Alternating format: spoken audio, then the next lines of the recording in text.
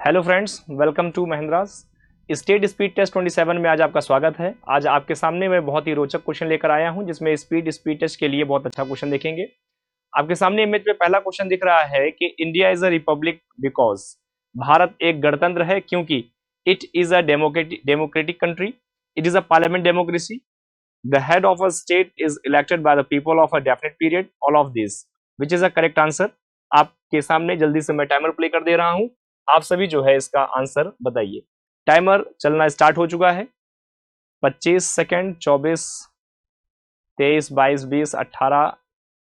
देखिए आप सभी के सामने टाइम चल रहा है, आप सभी जल्दी से इसका आंसर देंगे और फिर हम टाइमर समाप्त होने के बाद में इसका क्या करेक्ट आंसर है वो आपको समझाते हैं।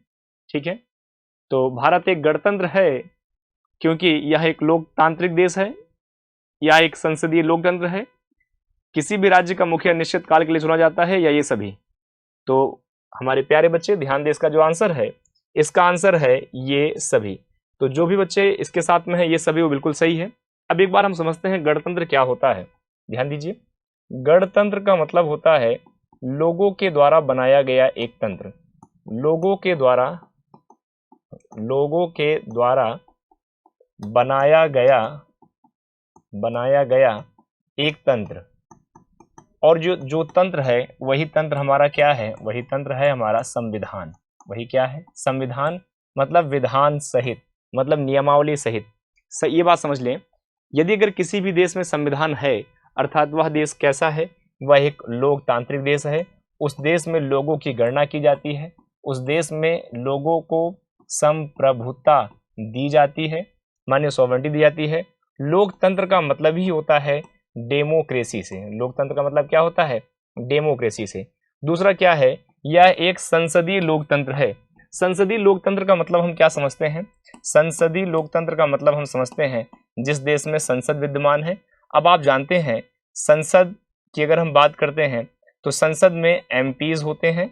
एमपी कौन है? ये हमारे जनता के चुने गए प्रतिनिधि होते हैं। अगर हम बात करें तो ये जनता के कौन है? ये जनता के चुने गए प्रतिनिधि होते हैं। जैसे सेंट्रल गवर्नमेंट के लिए एमपी होते हैं, वैसे स्टेट में एमएलए होते हैं, जो हमारे विधान सभा के सदस्य होते हैं, जो विधान सभा या हम सामान्य भाषा में सचिवालय कहते हैं। अच्छा, किसी राज्य के मुखिया की बात करते हैं तो जो मुखिया होता है किसी राज्य में एक निश्चित अवधि के लिए होता है। जैसे कि हमें पता है कि हमारे देश में या हमारे प्रदेश में जो चुनाव होते हैं वो 5 वर्ष की अवधि के लिए होता है। 5 वर्ष के कार्यकाल के लिए हम किसी व्यक्ति को क्या करते हैं? उसका चुनाव करते हैं, उसको चुनते हैं। तो ऑप्शन जो है डी, मतलब ऑप्शन नंबर 4 जो है, ऑल ऑफ दिस, ये बिल्कुल सही है। अब मैं आपके सामने प्ले करता हूं अगला क्वेश्चन। हमारा जो अगला क्वेश्चन है वो आपको दिख रहा है, चिरवा नामक नृत्य किस राज्य का है? आपको बताना है चिरवा नाम का जो नृत्य है, पारंपरिक नृत्य, किस का है? असम, मिजोरम, सिक्किम या अरुणाचल प्रदेश? ये टाइमर आपके सामने प्ले कर दिया गया है, आप जल्दी से इसका आंसर बताइए सभी बच्चे, क्या इसका सही आंसर है? चिरवा नृत्य किस राज्य का एक पारंपरिक नृत्य है? आप सभी को इसका जो है आंसर बताना है, आप सभी जो है इसका आंसर बताएं। ओके, असम है, मिजोरम है, सिक्किम है, अरुणाचल प्रदेश? तो जल्दी से कमेंट करके आप सारे बच्चे इसका आंसर बताएंगे। और यहां देखें क्या है, 3, 2, 1, 0। ये समय समाप्त हो चुका है। जो इसका सही आंसर था बच्चों, वो सही आंसर है मिजोरम। सही आंसर क्या है? मिजोरम। अब हम बात करते हैं नृत्य की। जैसे अगर समझें, जीके में हम देखते हैं एक पार्ट होता है हमारा स्टैटिक जीके का हिस्सा होता है, और स्टैटिक जीके के हिस्से में हम क्या करते हैं? हम डांस को पढ़ते हैं। हम क्या पढ़ते हैं? हम डांस को पढ़ते हैं। डांस 2 टाइप के होते हैं, एक हमारे होते हैं क्लासिकल डांस और एक हमारे होते हैं फोक डांस। फोक का मतलब होता है लोक नृत्य, एक होता है सांस्कृतिक नृत्य। तो हम बात करते हैं एक सांस्कृतिक नृत्य की और एक बात करते हैं लोक नृत्य की। एक सांस्कृतिक नृत्य की बात करते हैं और एक बात करते हैं लोक नृत्य की। सांस्कृतिक नृत्यों की संख्या जो है कम है, लेकिन इनका फेम ज़्यादा होता है। ये इनके नृत्य लगभग क्या हैं? 8 हैं। जैसे अगर हम बात करते हैं, जैसे कथक है, कुचिपुड़ी है, मोहिनीअट्टम है, मणिपुरी है, ये हैं। जबकि अगर हम फोक डांस की बात करते हैं तो फोक डांस जो होते हैं ये हमारे रीजनल लेवल पे, क्षेत्रीय लेवल पे होते हैं। जैसे चिरवा की बात करते हैं तो चिरवा जो है मिजोरम के लिए क्या है? एक फोक डांस है, एक लोक नृत्य है। जैसे अगर हम असम की बात करते हैं तो असम में आपको जैसे पता चलता है बिहू। जैसे अगर बात सिक्किम की बात करते हैं, सिक्किम में डांस चलता है मस्क। जैसे अगर हम अरुणाचल प्रदेश की बात करते हैं, अरुणाचल प्रदेश में ड्रामा या नाटक नाम के डांस होते हैं। तो इस तरह के एक लोक नृत्य होते हैं और अन्य जगहों पर देखे जाते हैं। अब आपके सामने अगला क्वेश्चन है। अगला क्वेश्चन है कि which part of the Indian constitution deal with the duty of citizen. ऐसा कौन सा पार्ट है जो भारतीय संविधान में नागरिकों के कर्तव्यों को बताता है। इसमें ऑप्शन है पार्ट 4A, अगला ऑप्शन है पार्ट 2, पार्ट 10, पार्ट 3। तो आप जल्दी से कमेंट करके इसका सभी आंसर दें। टाइमर स्टार्ट हो चुका है आप सभी के लिए, आप सभी देख पा रहे होंगे इसको, ठीक है। तो कर्तव्यों की बात करते हैं तो कर्तव्य का क्या है सही उत्तर, जल्दी से आप सभी इसको देखेंगे और इसका जो सही आंसर है वो मैं आपको बताता हूं। नागरिक के कर्तव्य की बात की जा रही है। समय समाप्त होने में सिर्फ खत्म हो चुका है, 1 सेकंड पूरा है। तो देखिए इसका जो सही आंसर था वो बात की जा रही है कर्तव्य से। तो अगर हम बात करते हैं फंडामेंटल ड्यूटी से, अगर हम बात करते हैं फंडामेंटल ड्यूटी से, तो बच्चों फंडामेंटल अगर ड्यूटी की बात करें तो इसको भारतीय संविधान में पार्ट नंबर 4A में रखा गया है। तो पार्ट नंबर 4A जो है इसका सही आंसर है और इसका आर्टिकल है 11।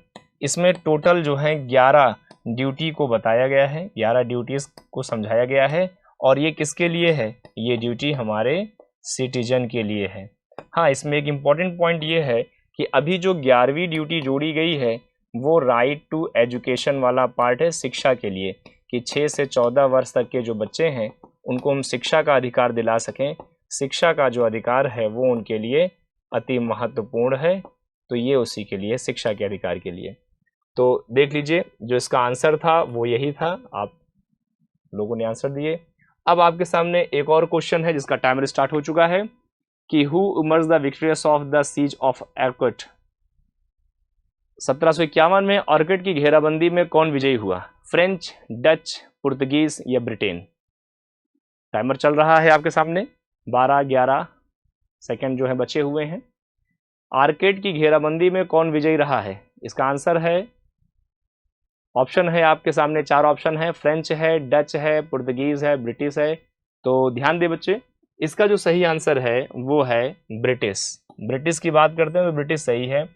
ऑर्कुट की घेराबंदी का जो समय था वो 1751 का था, बात समझे। 1751 ईस्वी में ऑर्कुट नाम के एक क्षेत्र पे, एक रीजन पे घेराबंदी की गई थी। क्या की गई थी, एक घेराबंदी की गई थी और इस घेराबंदी में जो प्रमुखता थी वो किसकी थी, ब्रिटिश की थी। अच्छा, अगर पुर्तगीज की बात करें तो पुर्तगीज सबसे पहले पुर्तगीज 1498 में वास्को डी गामा जो था वो भारत आया था।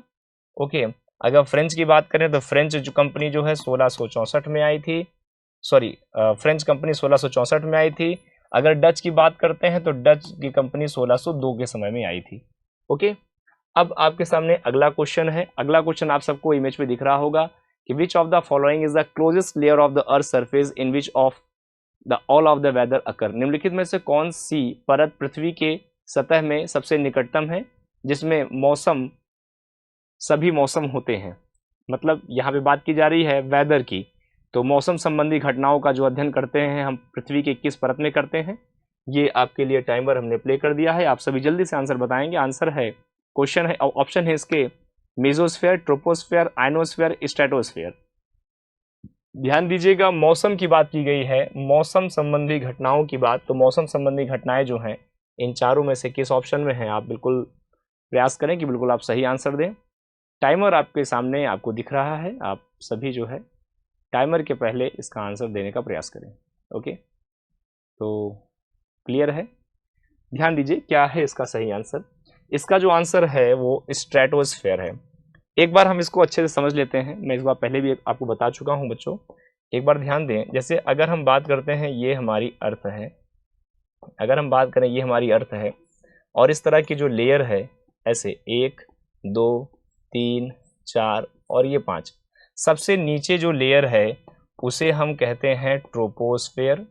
सबसे जो नीचे लेयर है उसे कहते हैं ट्रोपोस्फेयर। इसके बाद इसके जो थोड़ा सा ऊपर लेयर है उसे हम कहते हैं स्ट्रेटोस्फेयर, उसे क्या कहते हैं? स्ट्रेटोस्फेयर। इसके और जो ऊपर लेयर है उसे हम कहते हैं मेसोस्फेयर। इसके ऊपर जो लेयर है उसे हम लोग कहते हैं आयनोस्फेयर, और इसके जो ऊपर लेयर है उसे हम कहते हैं एक्सोस्फेयर। तो एक बार आप जल्दी से इसको समझ लीजिए। ट्रोपोस्फेयर में क्या होता है? बादल बनने की घटना होती है, बरसात होती है, तो बादल बनने की घटना पूछा जाए तो ट्रोपोस्फेयर का आएगा।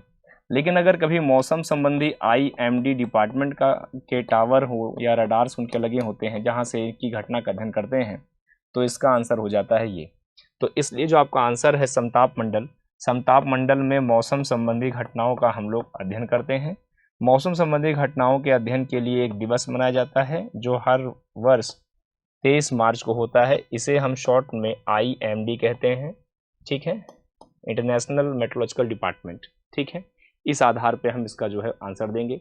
अगर ऊपर की हम बात करें मेसोस्फेयर, मेसोस्फेयर में हमारे मेटियोर्स आते हैं, मेटियोर माने उल्कापिंड होते हैं। आयनोस्फेयर की बात करें तो यहाँ हमारे सैटेलाइट हो जाते हैं। अगर एक्सोस्फेयर की बात करें तो ये वाला हिस्सा हमारा वैक्यूम रहता है। तो इतनी बातें आप सभी को अच्छे से क्लियर हो गई होंगी, कोई डाउट मेरे ख्याल से आपको नहीं होगा। अब हम बात करते हैं नेक्स्ट टाइप इस पे। अगला क्वेश्चन जो है, टाइमर स्टार्ट हो गया है कि पठारों में गारो खासी और जयंतिया की जो हिल उप विभाजित हैं और जयंतिया नाम की हिल्स का क्षेत्र है रहने वाली आदिवासियों के समूह पर रखा गया है। ऑप्शन है छोटा नागपुर का पठार, बुंदेलखंड, मालवा, मेघालय। आपको बताना है कि इसका क्या सही उत्तर है कि गारो खासी और जयंतिया की जो पहाड़ी क्षेत्र है ये कहाँ पर पाए जाते हैं। ऑप्शन में है छोटा नागपुर, बुंदेलखंड, मालवा और मेघालय। तो जो इसका सही आंसर है आप वो सभी जल्दी से बताएंगे। टाइमर जो है समाप्त हो चुका है और अब देखते हैं इसका जो सही आंसर है वो क्या है। इसका जो सही आंसर है वो मेघालय है। एक बार हम सारे आप प्यारे बच्चों को ये बता दें, ये हमारा इस तरह से भारत का क्षेत्र है। इसे हम भारत का पेनिनसुलर रीजन कहते हैं, इसे हम भारत का पेनिनसुलर रीजन कहते हैं। और इसके इस क्षेत्र पर यहाँ मेघालय, मेघालय जो है बच्चों आपको दिखता है मेघालय, ये हो गया हमारा मेघालय। अगर हम मेघालय की बात करते हैं तो मेघालय पर ही गारो, खासी और जयंतिया की पहाड़ियाँ जो हैं वो विद्यमान हैं। अगर हम देखें तो गारो, खासी और जयंतिया, यहीं पर गारो, खासी एंड जयंतिया की पहाड़ियाँ विद्यमान हैं और इन पहाड़ियों के माध्यम से हमें ये कन्फर्म हो पाता है या हम जान पाते हैं कि ये मेघालय की जनजातियाँ भी हैं, यहाँ पे मेघालय की जनजातियाँ भी हैं और यहाँ पे पहाड़ियाँ भी हैं। अब मेघालय एक ऐसा क्षेत्र है जहाँ इन्हीं तीनों पहाड़ियों से घिर के सबसे ज़्यादा बादल क्या करते हैं? बरसात करते हैं। क्योंकि मेघालय का मतलब ही होता है मेघ धन आलय। अगर देखा जाए हिंदी में तो ये एक प्रकार की दीर्घ स्वर संधि भी है। तो यहाँ बादल बहुत ज़्यादा बरसात भी करते हैं। आदिवासी समूह या जनजातियाँ भी यहाँ रहती हैं और ये रीजन जो है मेघालय में है। ओके, आपको पता है मेघालय के मासिन राम चेरापूंजी में सर्वाधिक बरसात भी होती है। मासिन राम चेरापूंजी में सर्वाधिक बरसात भी होती है और यहाँ पे प्रजाति भी पाई जाती है, जो आपको क्लियर तरीके से समझ में आ गया। अब आपके सामने एक अगला क्वेश्चन है। अगला क्वेश्चन है कि what does the ichthyology deal with. Ichthyology किससे संबंधित है? Study of a reptile amphibians, study of a fish, study of a birds, study of a insects. तो मैं टाइमर प्ले करता हूं बच्चों, जल्दी से आप इसका जो है आंसर बताएं। टाइमर आपका प्ले हो चुका है। 25, 24, 23, 22 सेकंड चल रहा है। जल्दी से ध्यान दीजिए। स्टडी ऑफ अ रेप्टाइल को क्या कहते हैं? स्टडी ऑफ अ फिश को क्या कहते हैं? स्टडी ऑफ अ बर्ड्स को क्या कहते हैं? स्टडी ऑफ अगर इंसेक्ट की बात करें तो इसको क्या कहते हैं? आप सभी को ये जल्दी से बताना है। आप सबको ये दिख रहा होगा, प्रॉपर अच्छे समझ में भी आ रहा है। एनर्जी के साथ में जल्दी से बताएं। ओके, देखिए क्या है इसका सही आंसर। समय जो है जा चुका है। ये अगर हम बात करते हैं तो एचिथोलॉजी जो टर्म है ICHTHYLOGY, ichthyology study of fishes, study of fishes के बारे में ये अध्ययन करता है, ये बताता है। अगर रेप्टाइल्स की बात करते हैं, रेप्टाइल का मतलब होता है बच्चा सरीसृप, जो सरक, जिस तरीके से सरीसृप मतलब जो सरक कर चलते हैं। जैसे अगर हम बात करें सांप, जैसे बात करें केचुआ, ये सभी जो है हमारे सरीसृप प्राणी में आते हैं। अगर स्टडी ऑफ बर्ड की बात करते हैं, स्टडी ऑफ इंसेक्ट की बात करते हैं तो ये अलग है, इसमें हम पक्षियों का अध्ययन करते हैं। और इसकी बात करें तो ये एंटेमोलॉजी कहलाता है, एंटेमोलॉजी कहलाता है। और ये क्या होता है, ये कीड़े मकोड़ों का अध्ययन होता है, कीड़े मकोड़ों का अध्ययन कहलाता है ये। ठीक है, तो ये चीज़ें आपको क्लियर हो गई होंगी, समझ में आ गया है। अभी नेक्स्ट क्वेश्चन है हमारे सामने। अगला क्वेश्चन आपको दिख रहा है कि avian influenza detected the sample from the government poultry in the Bokaro, Bokaro is located. आपको बताना है बोकारो कहाँ पे है। टाइमर आपका स्टार्ट हो गया है। बोकारो झारखंड में है, बोकारो मध्य प्रदेश में है, बोकारो हरियाणा में है या उड़ीसा में है। यहाँ देखें ये हरियाणा है। कहाँ पर है बोकारो लोकेट करता है ये आपको जल्दी से बताना है।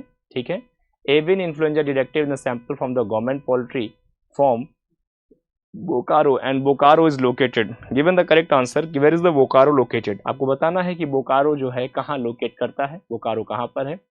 टाइमर आपका समाप्त हो चुका है। जो इसका सही आंसर है वो सभी जल्दी से आप देख लीजिए। बोकारो झारखंड में है। बोकारो की अगर हम बात करते हैं, जहाँ पे एक सरकारी, एक गवर्नमेंट पोल्ट्री फार्म खोला गया है, एक गवर्नमेंट की बात करें अगर हम, वहाँ पे पोल्ट्री फार्म है तो वो कहाँ पर है बच्चा, वो है बोकारो में है। और बोकारो कहाँ पड़ता है, झारखंड में है, झारखंड में। बोकारो में एक हैवी इंडस्ट्रियल सेक्टर भी है और ये इंडस्ट्रियल सेक्टर के लिए बोकारो क्या है, फेमस है। हैवी इंडस्ट्रियल सेक्टर के लिए बोकारो क्या है, फेमस है। स्टील प्लांट के लिए आप जानते होंगे सभी, स्टील प्लांट या सेल बोलते हैं, स्टील अथॉरिटी इंडिया लिमिटेड के लिए ये क्या है, ये पॉपुलर रीजन है। तो ये है इसका जो सही आंसर। अभी नेक्स्ट क्वेश्चन हम लोग देखते हैं। अगला क्वेश्चन है हमारा कि निम्नलिखित में विच of the following is the largest लोक कॉन्स्टिट्यूएंसी। निम्नलिखित में सबसे बड़ा जो है लोक निर्वाचन क्षेत्रवार कौन सा है। अरुणाचल प्रदेश है, लद्दाख है, बाड़मेर है या कच्छ है। आप सभी को जल्दी से बताना है। मैं एक बार टाइमर जो है प्ले कर देता हूं। टाइमर आप सभी को दिख रहा होगा। आपको बताना है कि सबसे बड़ा जो है लोक निर्वाचन क्षेत्र जो है वो कौन सा है। आप सभी जल्दी से कमेंट करके इसका जो है आंसर देंगे। ठीक है, स्पीड टेस्ट नंबर 27 का क्वेश्चन नंबर 9 चल रहा है ये। जल्दी से आप सभी हमारे प्यारे बच्चे इसका आंसर दें। क्या है इसका सही आंसर, सबसे बड़ा लोक निर्वाचन क्षेत्र कौन सा है। टाइमर जा चुका है तो देख लो बेटा, इसका जो सबसे बड़ा क्षेत्र है वो लद्दाख है। क्या है, लद्दाख। एक बार आप समझ लीजिए, अगर हम लोक निर्वाचन क्षेत्र की बात करते हैं, लोक कॉन्स्टिट्यूएंसी की बात करते हैं तो ये क्या होता है पहले जानिए। यहाँ लोक निर्वाचन क्षेत्र का मतलब है कि ऐसा वह क्षेत्र कौन सा है जहाँ की आबादी बहुत ज़्यादा है और वो लोकसभा का एक बड़ा रीजन है, एक बड़ा क्षेत्र माना जाता है। उसके बारे में हम समझें, उसके बारे में हम कैसे जानेंगे। तो अगर हम बात करते हैं निर्वाचन की, तो सबसे पहले जानिए बच्चा निर्वाचन क्या होता है। निर्वाचन का मतलब किया जाता है चुनाव। निर्वाचन का मतलब क्या होता है, चुनाव। अच्छा, अगर हम बात करते हैं हमारे भारतीय संविधान में, तो भारतीय संविधान के पार्ट नंबर 15 में, और अगर हम बात करते हैं आर्टिकल नंबर, तो आर्टिकल नंबर 324 से लेके और 329 के बीच में निर्वाचन का विषय रखा गया है, निर्वाचन का विषय रखा गया है। अच्छा, अब एक और बात समझिए हमारे, अगर हम बात करते हैं ECI की, इलेक्शन कमीशन ऑफ इंडिया की, तो इनकी ड्यूटी होती है लोकसभा के चुनाव के प्रति, लोकसभा के चुनाव के प्रति और विधानसभा के चुनाव के प्रति। लोकसभा और विधानसभा के जो चुनाव होते हैं ये जो है ECI कराता है, इलेक्शन कमीशन ऑफ इंडिया। और अगर हम बात करते हैं स्टेट इलेक्शन की, तो स्टेट इलेक्शन का जो कमीशन होता है वो किसका इलेक्शन कंडक्ट करवाता है। स्टेट इलेक्शन का जो कमीशन होता है वो हमारे क्षेत्रीय चुनाव को कंडक्ट करवाता है। जो हमारे क्षेत्रीय चुनाव होते हैं, जो हमारे लोकल गवर्नमेंट के लिए चुनाव चुने जाते हैं, उनमें जो है स्टेट सरकार का रीजन होता है। अच्छा, अब लद्दाख चूंकि क्या है, सबसे बड़ा रीजन है, तो यहाँ पे सबसे बड़ा क्षेत्रवार रीजन पूछा गया था आपसे, तो आप सब जो है इसका आंसर बताए हैं। बहुत ही अच्छी बात है, वेरी गुड। आप सभी ने क्या किया, इसका बिल्कुल सही आंसर बताया है, वेरी गुड, बहुत बढ़िया। अभी ध्यान देते हैं हमारा जो अगला क्वेश्चन है। अगला क्वेश्चन है सूफी संत चिरागे दहलवी के नाम से किसे जाना जाता है। सूफी संत चिरागे दहलवी किसे कहा जाता है। निजामुद्दीन औलिया, शेख नसरुद्दीन महमूद, कुतुबुद्दीन बख्तियार काकी या इनमें से कोई नहीं। तो एक बार हम इसके लिए टाइमर प्ले कर देते हैं। आप सभी के लिए टाइमर यहाँ पे चल रहा है। आप सभी जल्दी से इसका आंसर बताएं कि सूफी संत चिरागे दहलवी किसे कहा गया है, किसे अंकित किया गया है। ओके, निजामुद्दीन औलिया को कहा गया है, शेख नसरुद्दीन महमूद, पूरा इनका नाम है शेख नसरुद्दीन महमूद शाह, ये इन्हें कहा गया है, या नेक्स्ट है कुतुबुद्दीन बख्तियार काकी, कुतुबुद्दीन बख्तियार काकी कहा गया है, या इनमें से कोई नहीं। सिर्फ 3 सेकंड बचे हैं, जल्दी से एक बार इसको देख लीजिए इसका क्या सही आंसर है। तो बच्चों इसका जो सही आंसर है वो है शेख नसरुद्दीन महमूद। तो शेख नसरुद्दीन महमूद जितने बच्चे कहें वो सही है।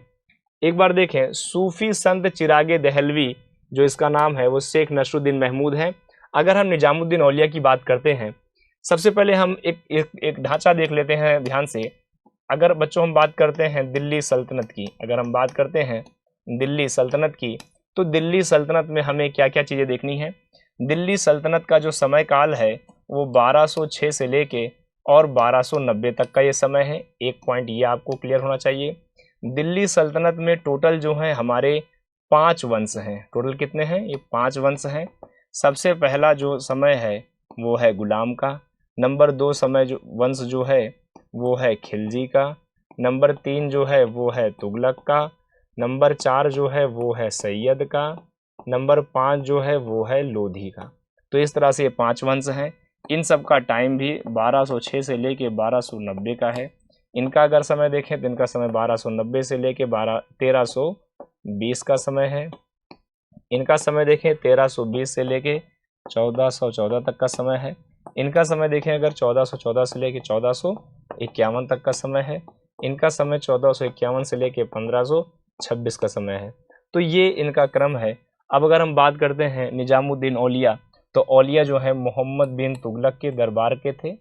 मोहम्मद बिन तुगलक के दरबार के थे निजामुद्दीन औलिया, ये इनके समय में है। कुतुबुद्दीन बख्तियार काकी की बात करें तो ये कुतुबुद्दीन ऐबक के दरबार के सूफी संत थे। कुतुबुद्दीन ऐबक के दरबार के एक सूफी संत थे। तो यहाँ के सूफी संत इनमें से कोई नहीं। इसका आंसर जो है 2 नंबर सही है। तो जितने बच्चे हमारे 2 नंबर के साथ में हैं वो बिल्कुल सही जा रहे हैं। ओके, अभी नेक्स्ट क्वेश्चन है हमारे सामने। अगला क्वेश्चन है, भारत के कितने राज्यों की सीमा भूटान से लगती है। आपको बताना है भारत के कितने राज्यों की सीमा जो है भूटान से लगती है। क्या है इसका सही आंसर? 2 राज्य, 3 राज्य, 4 राज्य या 5 राज्य? तो एक बार देख लीजिए, टाइमर आपके सामने प्ले हो चुका है। जल्दी से हम इसको देख लेते हैं कि जो भूटान है, भूटान कितने राज्यों से सीमाओं को साझा करता है। भूटान कितने राज्यों से सीमाओं को साझा करता है? आप सभी जल्दी से कमेंट में बताएं कि भूटान जो है कितने राज्यों से सीमा साझा करता है। भूटान की बात करें तो भूटान कितने राज्यों से सीमा साझा करता है? जल्दी से हमारे प्यारे बच्चे जो हैं इसका सही आंसर दें। समय जा चुका है बेटा, एक बार सब लोग देख लो कि अगर हम बात करते हैं भूटान की, तो भूटान जो है कितने राज्यों से समय को सीमा साझा करता है।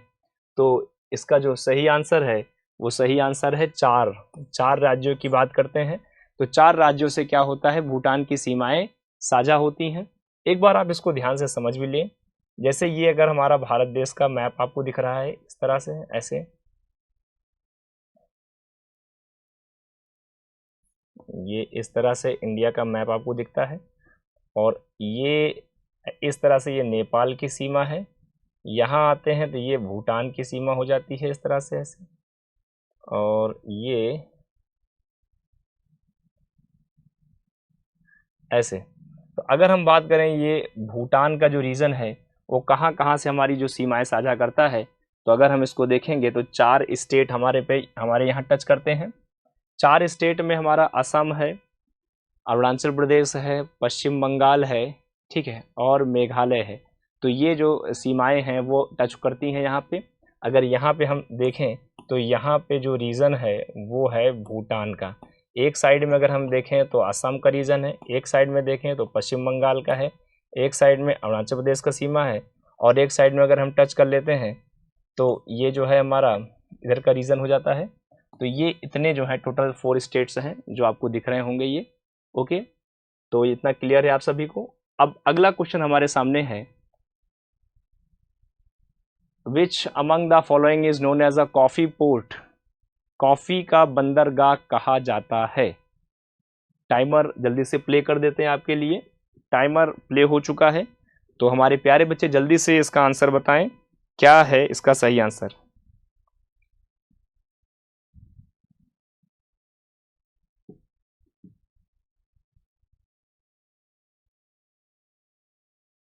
कॉफी बंदरगाह के नाम से जाना जाता है, रियो डी जेनरियो है, सैंटोस है, ब्यूनस आयरेस है या सैंटियागो है। कॉफी का उत्पादन अगर हम कहें तो साउथ अमेरिका के ब्राजील में है सबसे ज़्यादा। तो यहाँ जो सही आंसर है वो रियो डी जेनरियो है। तो रियो डी जेनरियो के साथ में जो भी बच्चे जा रहे हैं वो बिल्कुल सही है।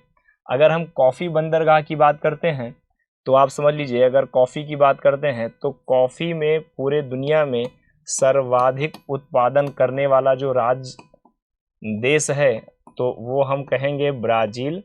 और ब्राज़ील देश में ही रियो डी जेनरियो का एक रीजन है, एक क्षेत्र है जो बंदरगाह के फॉर्म में है। और ब्राज़िलस जो है क्या है, इसकी कैपिटल है।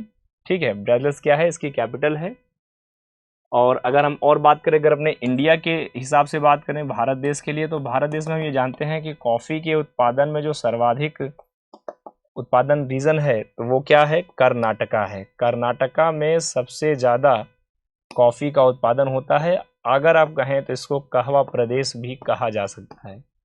जबकि अगर हम यही बात करते हैं आसाम रीजन की, कि चाय के उत्पादन के लिए कौन सा अच्छा है, तो चाय के उत्पादन के लिए आसाम जो है हमारे भारत में ज़्यादा सुटेबल है, ज़्यादा योग्य है। ओके, तो इतनी बातें आप सभी को क्लियर हो गई होंगी।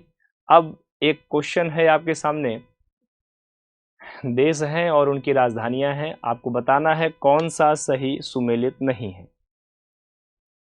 टाइमर मैं आपके सामने प्ले कर दे रहा हूं, आप सभी को टाइमर दिख रहा होगा। आप हमारे प्यारे बच्चे जल्दी से बताएंगे निम्नलिखित में कौन सा सही सुमेलित नहीं है। बेनिन मतलब पोर्टो नोवो, बल्गेरिया मतलब सोफिया, कोलंबिया मतलब बोगाटो, कोस्टारिका कार्टगो। आपको बताना है कि किस देश और राजधानी में कौन सा सही सुमेलित नहीं है। बेनिन की राजधानी क्या पोर्टो नोवो है, बल्गेरिया की राजधानी क्या सोफिया है, कोलंबिया की राजधानी क्या बोगाटो है, कोस्टा रिका की राजधानी क्या कार्टगो है। क्या है सही आंसर? तो आइए एक बार हम लोग देखते हैं इसका जो सही आंसर है वो क्या है। सही आंसर अगर हम बात करते हैं, बेनिन की राजधानी पोर्ट नोवो बिल्कुल सही है, बल्गेरिया सोफिया सही है, कोलंबिया बोगाटो सही है, कोस्टा रिका कार्टगो नहीं है, कोस्टा रिका की ला प्लाज होती है। एक बार ध्यान दें, अगर हम कोस्टा रिका की बात करें तो कोस्टा रिका की ला प्लाज, अगर कोस्टा रिका की बात करेंगे तो कोस्टा रिका जो है इसकी जो कैपिटल है वो क्या है, कोस्टा की कैपिटल है ला प्लाज। ये बेसिक सी जानकारी थी, स्टैटिक के पार्ट में जीके के तौर पे इस तरह के क्वेश्चन हमेशा आपको आते रहते हैं। कई बार आपको अलग अलग चीज़ों के बारे में पूछा जाता है, तो चीज़ों को आप ध्यान दीजिए। कंट्री एंड कैपिटल, और कई बार तो करेंसी भी पूछा जाता है। तो इस पे थोड़ा सा फोकस करेंगे आप सभी विद्यार्थीगण, इसको ध्यान दें। ट्रिपल सी में कंट्री, कैपिटल और करेंसी, ये कहीं की भी कई बार अलग अलग जगहों की अलग अलग क्षेत्रों की कैपिटल करेंसी को पूछा जाता है। ये एक इम्पॉर्टेंट पार्ट है, ये भी कई बार एग्जाम में आ चुका है और ये एक इम्पॉर्टेंट हिस्सा है। तो अभी नेक्स्ट क्वेश्चन है हमारा क्या, अगला क्वेश्चन है कि हाल ही में किसने प्रवाह में वैश्विक व्यवस्था को आकार देने वाली पुस्तक मोदी लॉन्च की है। Okay, recently who has launch a book Modi shaping a global order in flux. Okay, option है अमित शाह, योगी आदित्यनाथ जी, जेपी नड्डा, एस जयशंकर। वैश्विक व्यवस्था को आकार देने वाली बुक मोदी जो है, इस बुक को किसने लॉन्च किया है। टाइमर आपके सामने चल रहा है, आप हमारे प्यारे बच्चे जल्दी से इसका आंसर बताइए, क्या है इसका सही आंसर। वैश्विक व्यवस्था को आकार देने वाली जो पुस्तक है मोदी पुस्तक, ये किसने लॉन्च की है। आपको बताना है अमित शाह ने दिया है, योगी आदित्यनाथ जी ने दिया है, जेपी नड्डा ने दिया है या जयशंकर जी ने दिया है। तो क्या है इसका सही आंसर, जल्दी से हमारे प्यारे बच्चे इसका सही आंसर बताएंगे। आप सभी जल्दी से इसका जो सही आंसर है वो बताएं बच्चों। ओके, चलिए देखिए क्या है इसका सही आंसर। इसका जो सही आंसर है वो जेपी नड्डा है। ओके, अगर हम बात करते हैं वैश्विक व्यवस्था को आकार देने के लिए मोदी लॉन्च की गई है, ठीक है, मोदी लॉन्च की पुस्तक, ये जो पुस्तक है, ये जो बुक है, ये बुक है मोदी बुक। मोदी बुक ये वर्ल्ड इकोनॉमी की व्यवस्था पे आधारित है, वर्ल्ड इकोनॉमी की व्यवस्था पे आधारित है, जिसको जो है जेपी नड्डा जी ने पेश किया है या प्रेजेंट किया है, ठीक है, ये प्रेजेंट किया है। अमित शाह जी की बात करते, अमित शाह जी इस समय अगर कहें मिनिस्ट्री ऑफ होम अफेयर्स को देख रहे हैं, मिनिस्ट्री ऑफ होम अफेयर्स में हैं मतलब ये हमारे गृह मंत्रालय के क्षेत्र में गृह मंत्री के पद पे कार्य कर रहे हैं इस समय ये। योगी आदित्यनाथ जी उत्तर प्रदेश के सीएम हैं, ये लगभग सभी बच्चे जान रहे हैं, इसको कोई नया नहीं है ये। एस जयशंकर जी फॉरेन मिनिस्ट्री के इस समय हेड हैं, ये फॉरेन मिनिस्ट्री के मिनिस्ट्री इनके पास में है, और बाकी लोगों को आपके सामने क्लियर है ही है, चीज़ें आपको समझ आ रही होंगी अच्छे से। अभी नेक्स्ट और ये लास्ट क्वेश्चन है हमारा आपके लिए। अगला क्वेश्चन है कि India first hybrid surrounding rocket by the private player was successfully launch in state, in which state. निजी कंपनी के द्वारा भारत का पहला हाइब्रिड साउंडिंग रॉकेट किस राज्य में सफलतापूर्वक लॉन्च किया गया है? आंध्र प्रदेश, केरल, तमिलनाडु या तेलंगाना? क्या इसका सही आंसर है? हमारे प्यारे बच्चे इसका सही आंसर देने का प्रयास करें। टाइमर मैं आपके सामने प्ले कर दे रहा हूं, आप सभी जो है इसका टाइमर देख लीजिए, टाइमर आपके सामने चल रहा है, जल्दी से आप सभी बताइए इसका क्या सही आंसर है कि निजी कंपनी द्वारा भारत का पहला हाइब्रिड साउंडिंग रॉकेट किस राज्य में सफलतापूर्वक लॉन्च किया गया है? आप सभी जल्दी से इसको बताएं कि निजी भारत का पहला हाइब्रिड रॉकेट किस राज्य में सफलतापूर्वक लॉन्च किया गया है? आपके ऑप्शन है आंध्र प्रदेश, केरला, तमिलनाडु या तेलंगाना। टाइमर जो है बच्चों समाप्त हो चुका है, क्या इसका सही आंसर है वो जल्दी से बताएं। ओके, तो देख लीजिए क्या है इसका सही आंसर। इसका जो सही आंसर है बेटा वो है तमिलनाडु का रीजन है, ठीक है। अगर हम बात करते हैं हाइब्रिड साउंडिंग रॉकेट किस राज्य के द्वारा सफलतापूर्वक लॉन्च किया गया है, ये प्राइवेट सेक्टर पे है, तो इसके लिए जो है वो है तमिलनाडु का रीजन जो है बिल्कुल सही है, ठीक है। वैसे अगर आंध्र प्रदेश की हम बात करते हैं, आंध्र प्रदेश में श्रीहरिकोटा है, श्रीहरिकोटा है, जहां से भी आपने देखा कि चंद्रयान 3 जो की लॉन्चिंग हुई थी। ओके, तो ये इस तरह से है। तो यहाँ तक के क्वेश्चन आज आपके क्लियर हो गए होंगे बहुत अच्छे से। ओके, अभी नेक्स्ट टाइम हम लोग फिर मिलेंगे, तो फिर आज के लिए okay, thank you very much.